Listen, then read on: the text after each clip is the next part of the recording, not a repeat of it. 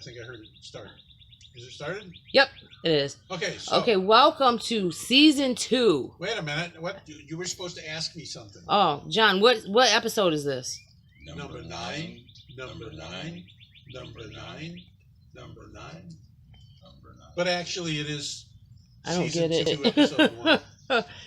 Season 2, episode 1. We made it through a whole season of Terry's Tales. Yeah. We're out here Sunday, May 1st.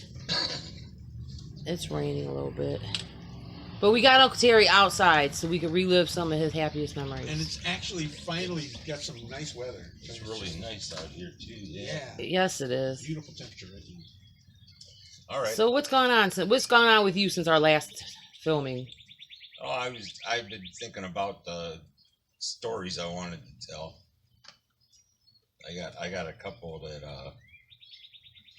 stand out from my early teenage years. Okay. It was I believe it might have been 1974, and everybody was streaking. Oh. And one of the guys, I think it was Brian, had a mini bike, and so we drove the mini bike out to the old baseball diamond across the street from our house, Larkmore. and we're all driving it around, and we were talking about, hey, let's go and take off our clothes and streak. Got to go and touch under the light on the school building and then run back. So we all took off our clothes and we ran over. It was really dark out, but we ran straight under the light and touched the building and all ran back. And we were kidding around and laughing, and kids still riding the bike. And we started, we all put on our clothes, but there was a couple that came walking from the back of the school, from G Street over there. And they walked up and they sat under a light against the building. So we're all sitting around talking, and he says, I'll tell you what. And Donnie Drum was my age, or maybe John's age, but his brother Ricky was a couple years younger than us.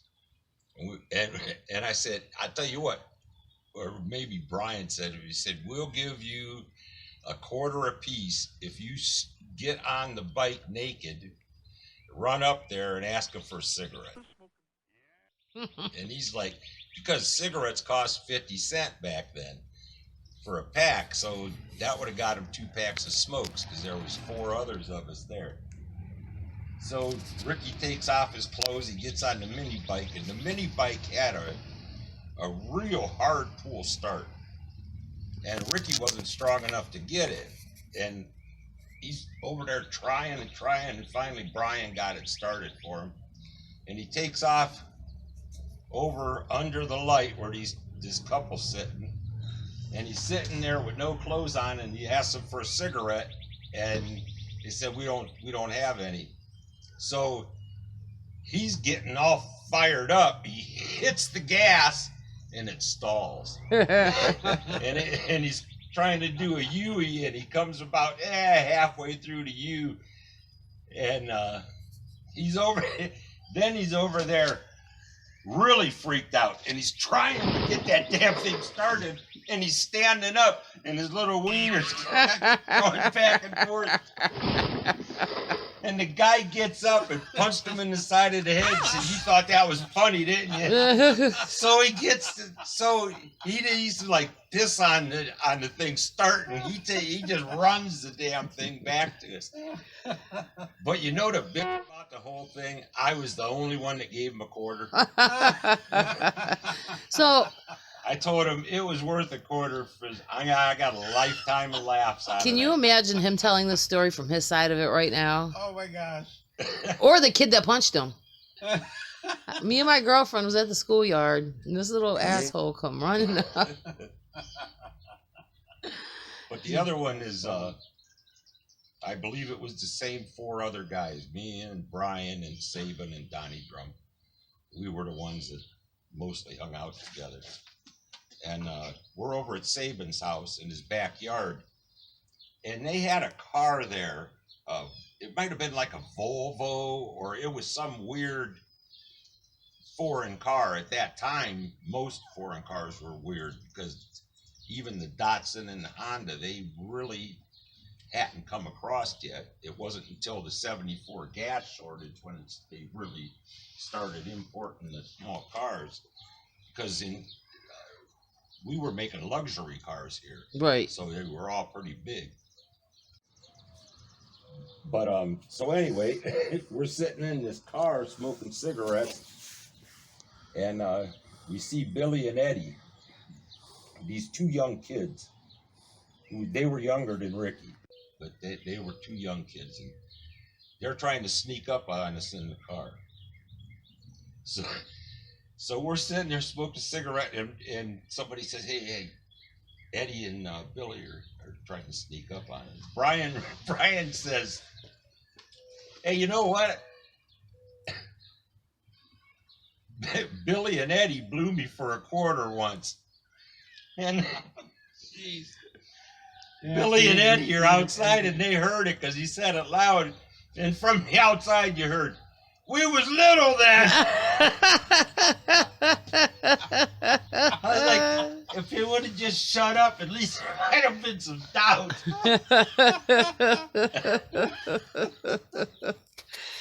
Jeez. Wow, yeah, that was a good time there. Oh my gosh. It's funny. So we never got around to being able to finish putting together the Christmas episode. No, we never did. We had technical difficulties. One of these days we'll get it. I still have the footage on My YouTube. biggest chunk of footage wound up with no sound. And then the other little bits I had were like kind of just It just fillers. wasn't meant to be, I think. Yeah. Well, I mean, it's hard to do at a party. There But was so this- much chatter and noise around. I know, but this Christmas, everybody was there. So it was like, wow, this is great because we're never going to have this again. So, okay. Was that the ones that you wanted to hit? Yes. Okay. Yes. Now tell us about when you and Joey went. Oh, okay. We got out of art class. The art class was on the 3rd floor, I think, in the new part of the building that they had just opened a few years before that, the arts building. And on the 2nd floor, the boys' bathroom is pretty much, you just walk down the hall and then you turn to walk down the other hall, and the boys' room was right there, and next to it was the girls' room. But on the 3rd floor, the boys it was a dog leg. You turned the corner and then you went down to this. It was just a hall that went into one room, and then there was the boys' room. Well, me and Joey, we get out of art class, and we're like, I gotta go take a piss. Yeah, I got to piss too. So we go into what we thought was the boys' bathroom, and we're in there and we're peeing and stuff, and we're looking around. What the hell did I say? Joe said. They said, hey, they're selling something here for a dime. Oh gosh, yeah. And then some girls was giggling or something, right? Oh, we had to walk through. I mean, it was between classes, so there was a crowd, a crowd of girls, probably the who's who of Lorraine High, and me and Joey's just got our eyes down, and we just take off out of there. God. Like, sorry. I did that at the plasma joint once. I walked into the wrong room. I walked in. I'm like, something don't seem right in here. It was the men's You room. wonder why there were urinals? Eventually. Right. Yeah, just, like, it just slipped our minds. We're talking, I'm probably. Right. When you gotta go, you ain't thinking about what looks weird. But another time, like the only time I ever smoked inside of the school, it figures, I went down to the dog leg boys' room. and which was on the 3rd floor. And I'm in there and I light a cigarette, and I got the cigarette, and there's that area that, like, you got the metal thing, and then you got like hinges to put it to the wall. Yeah. With a small opening all the way up. Well, I had the cigarette ready to throw, and I'm by myself. It's middle of class, and the teacher must have seen me go in there. So he comes in, the door opens. I take the cigarette and I put it through that thing, and I hit it as hard as I could. The thing hit the toilet. It must have hit the toilet and bounced back and was right there next to me. And so you were obviously the culprit then at that point, right? and then I raised my hands and said, I didn't do it. And he said, come on. So I'm like just shaking my head again out of a bathroom at Lorraine High. And I walked out, and he walked to the classroom. And I did a Louie and went the other way, ran down the steps, got on the 1st floor, ran out the door as fast as I could. Yeah, I got away with that one. Did you? Yeah. He didn't catch you the next day? No, didn't know who I was. Oh. And fortunately, there wasn't a Lorraine High student in sight. To tell on you. Because that happened to me. Kids like to tell. Kids tell on each other. For this one little boy, Miguel, in the class I'm in, he's like, she was looking out the window when teacher was talking. Really? This one kid came up to me. So-and-so said this. I'm like, are you bleeding? You hurt? Oh, Grandpa channeled through me. I got to share this with you. This little girl, she comes up to me and she goes, my nose is hurting. And I'm like, okay. Do you want to go to the nurse? No.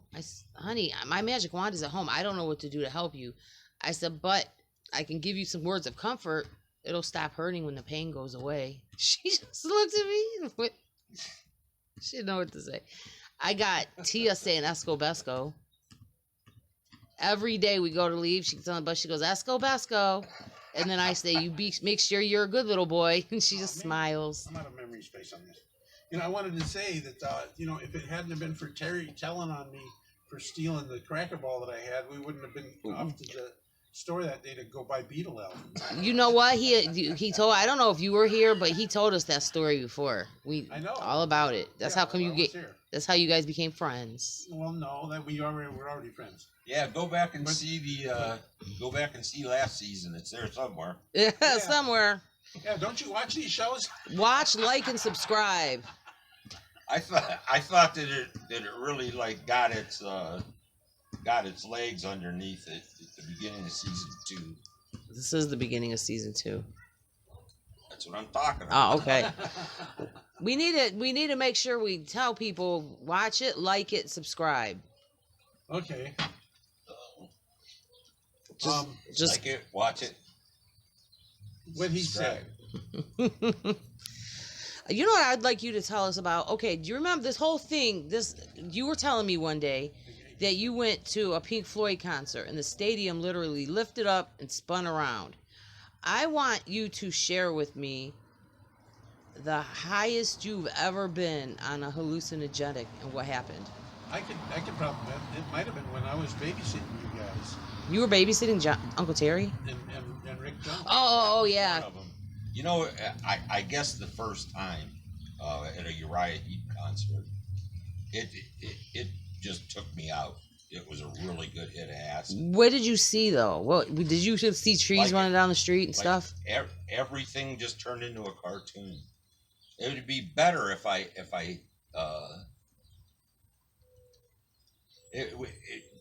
one of the things I remember, I had my head down the whole time, and I had my head down because every time I got opened my eyes, there would be like one face out of the people in the balcony across from me that was like lit up.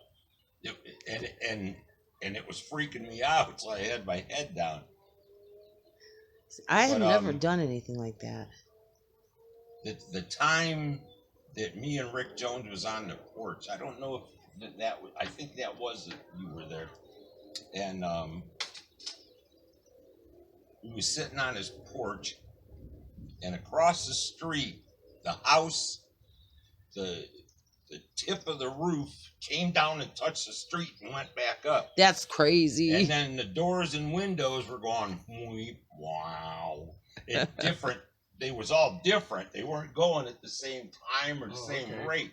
And it's like, and I was never scared of that kind of stuff. I like far out, man. That's when I was there that time, and that's when you said, you came in and said, I figured I better come in because I felt like I could fly. Wow. I do remember freaking out about being on the second floor. So yeah. Rick Jones told me one time he saw the mud tracks from like a tractor had gone through, and the tracks just came up and floated into the sky. And then another time he said he was holding an ice cube tray and it went, froo, froo. It like passed through his hand and came back up. That's crazy. Yeah. I couldn't even wrap my mind around seeing stuff like that. I've never done anything like that. People always told me I didn't need it. I don't think you do, John. Yeah, no. One time it was me and John, and it was pretty good acid. Turned out to be really good acid. But we went to the mall, and I start getting off inside Spencer's Gifts, and they had these. That sounded bad, by the way. Oh, go ahead. They had these. So that sounded bad. They had these rubber masks, and one of the rubber masks, it was this creature with this bright red hair and big red nostrils. That's all I really remember from it. But then when we were done in Spencer's, we were going to leave, and as we were walking towards Sears, there was somebody that had come out of Sears, and I'm looking at him, and it's the guy in Spencer Gifts from what I'm seeing. It's this guy with red flaming hair and red nostrils sticking out. I started laughing and pointing at him. I fell on the ground laughing. Wow. And John's like, he had to like grab me and get me the hell out of there. He drove us to Finley Park. That was a good time. Is that when he shit up the place? No, we went camping that time. No, this time was just to get me away from anybody. Possibly getting beat up. Okay, this was somehow these were friends of ours from the west side. Herbie and Joey. There was a couple of us there. One of the guys, I can't remember what called. But anyways. Oh yes, please. No, if you could please bring me a coffee. Okay, where was I? West side, friends from the west side. Okay. Well, somehow Herbie had come into a little baby aspirin bottle full of this powdered THC is what they call it. So we go over to this store. It was called Zares. I remember Zares. I remember Zares. Is that the one that was over there? That's where Lowe's is now. Zares was in there. Zares was where Lowe's is now. Okay, no, it wasn't that then. It was the one that was on Levitt Road where the old airport used to be. I know where you're talking about because they have half of that building knocked down now. I can't even think of that. I know what. No, I got it. The only airport I can think of is the one out out toward Overland. No, this is like you could almost see it when you go down 21st Street, you take a left on the Levitt, and it was like Right there. Yeah, I know what you're talking about. Before that 7-Eleven that's on that one corner. Okay. It was a store. Anyway, Search me. so we snorted some in the car, in the parking lot. And we went in the store, and this store had a really good record department. I got to give them credit. They had a big record department and a good record department. So we all go over there, and we're all looking through the albums and stuff, and all of a sudden, all of us, just about the same time, it hit us. And the one kid, he walked into a big thing of records or something, and he fell down. And he's like, "Oh wow!" And just about that time, Joey was looking through records, and on the other side there was a girl that was putting records in. It was the same thing. He's on this side, she's on that side. Right. So he couldn't tell how far away she was, or I don't think he could tell anything. He points at her and he says, "I'd like to." Fingers about this far away from her nose. Oh my God. Wow, what'd she say? She didn't say anything. Me and Herbie went and grabbed Joey and got the out of there. Oh my goodness. Holy cow. So you guys were all stoned, huh? I remember being at your house on that once. It was a really dirty high, man. It was nasty. What's a dirty high? It makes it gets you high, but it makes you feel Paranoid like and stuff. Oh. just really bad.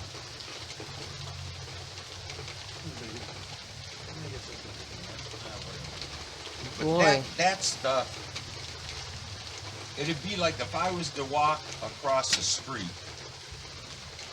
it would seem like it took me hours to get.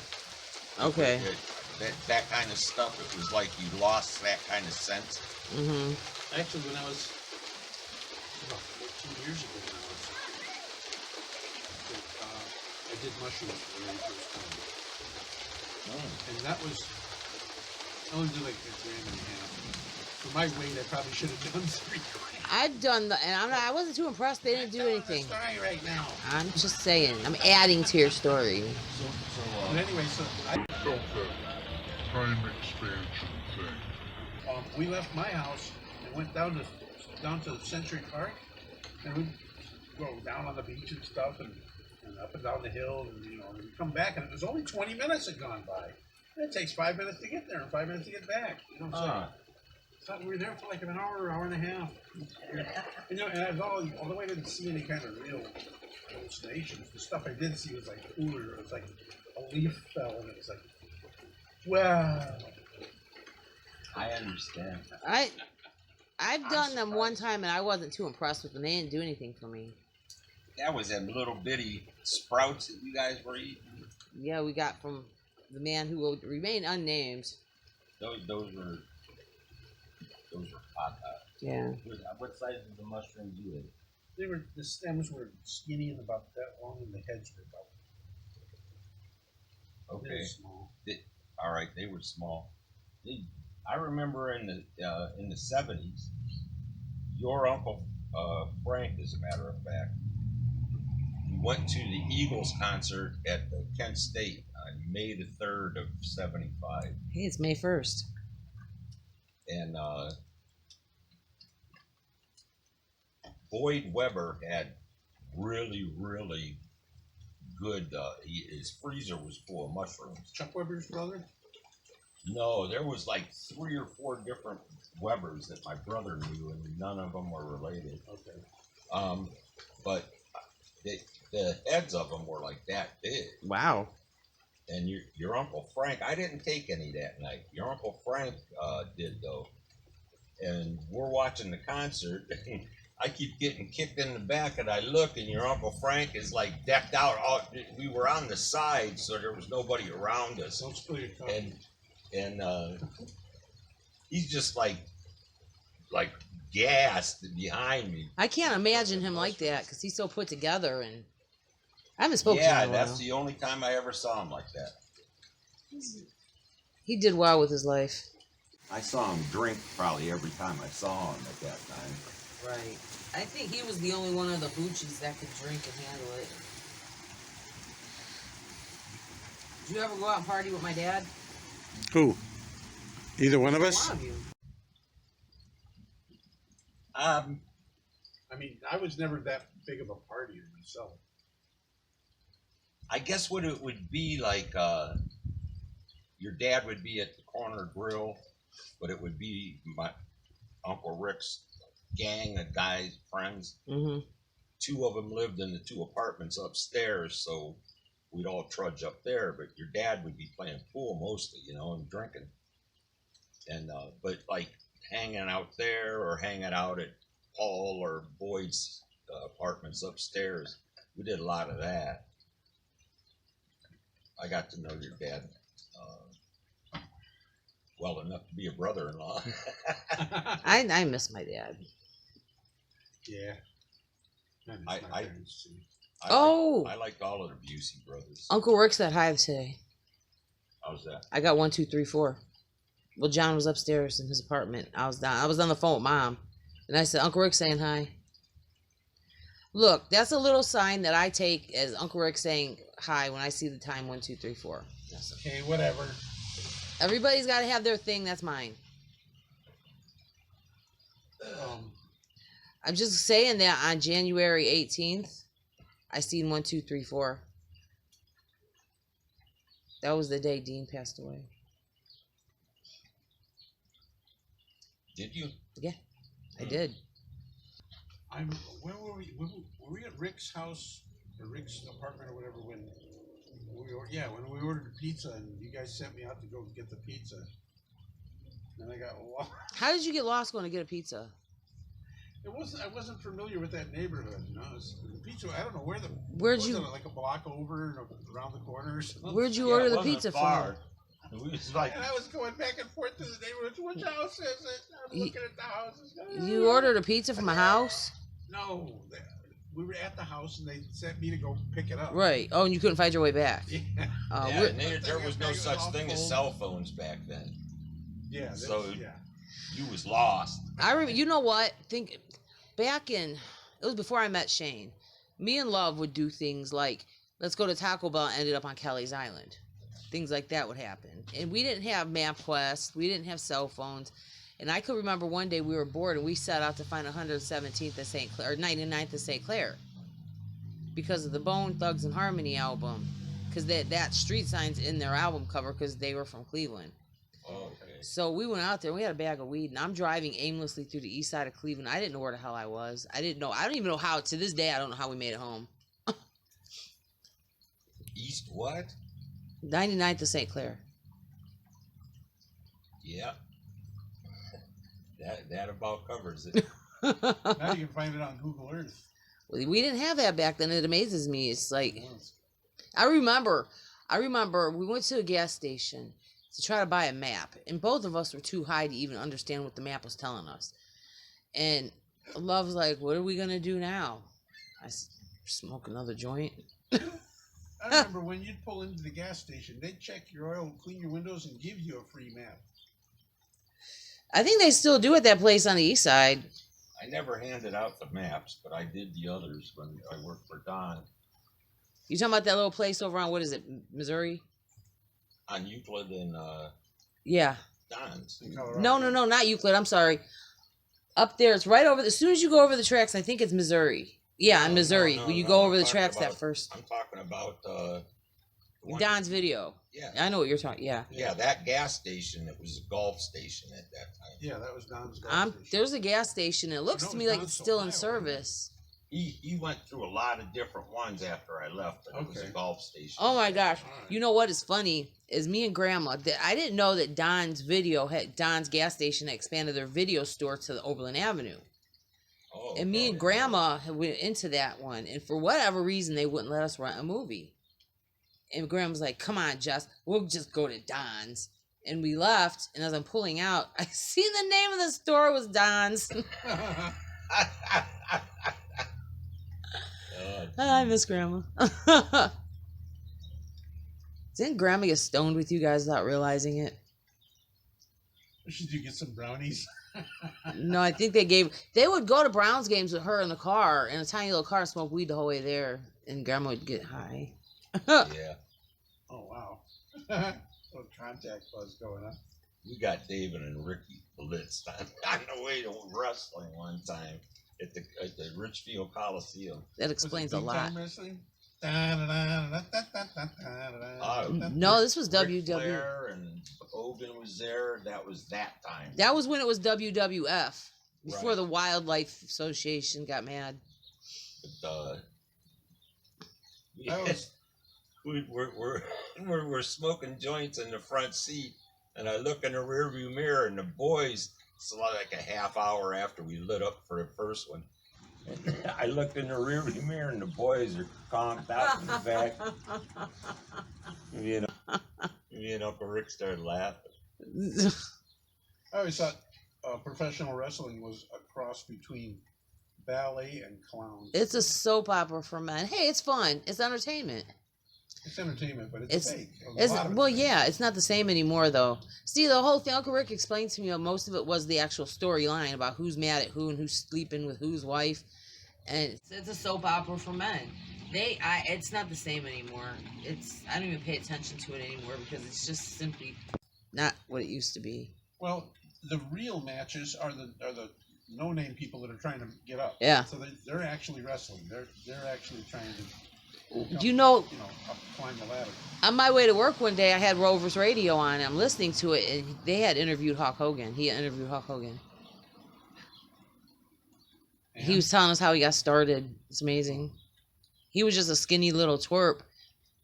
a skinny little boy from Cleveland, Ohio. Not from Cleveland, but he Chased some that about woman going in into a a. career. He went into a workout club or wait. I'm having a brain fart. He went into a gym when he was something happened where he had him busting his arms up, but he kept going back. That inspired him to keep going back.